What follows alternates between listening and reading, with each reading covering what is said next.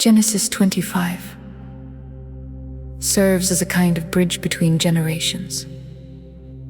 It begins with Abraham living many years after the death of Sarah, taking another wife, Keturah, and raising several sons through her. Yet his primary inheritance goes to Isaac, the son of the promise. The chapter records that Abraham lived to the age of 75 and then died, and that Isaac and Ishmael buried him together, demonstrating that the promise line belongs to Isaac. But the family is still united in honoring their father.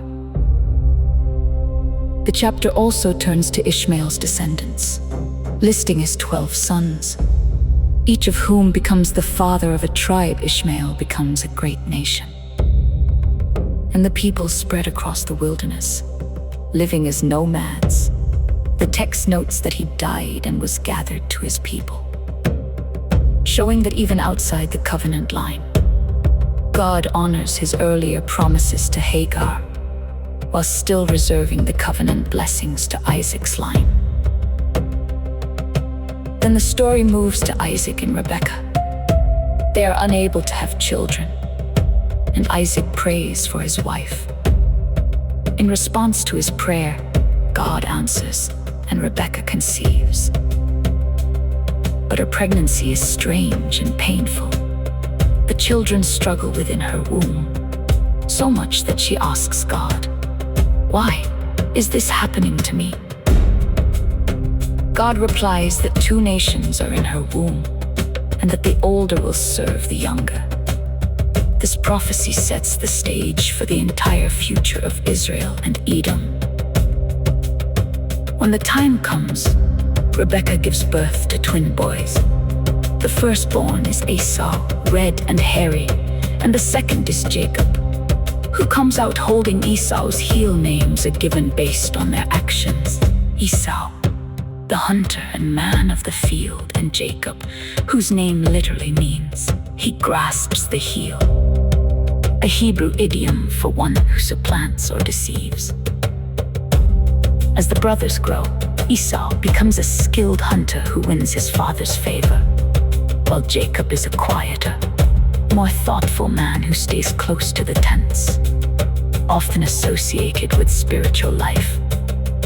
Their difference in character becomes clear when, one day, Esau comes back from the field exhausted and starving. Jacob has just cooked a red stew, and Esau pleads, "Let me have some of that red stew, for I am exhausted."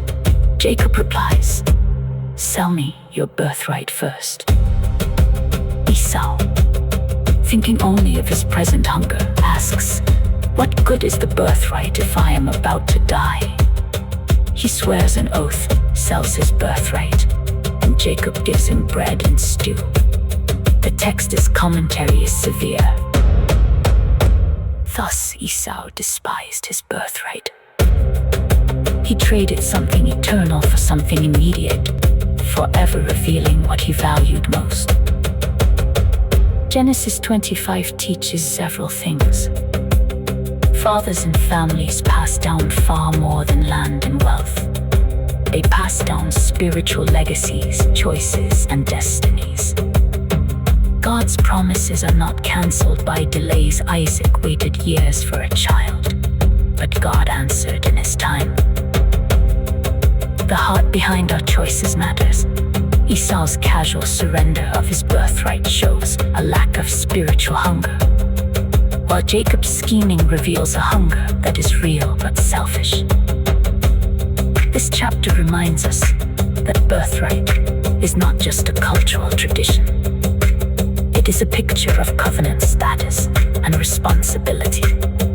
Esau exchanges his spiritual privilege for a bowl of stew, and we are left with a sober warning. Do not let immediate satisfaction lead you to despise what God has prepared for you.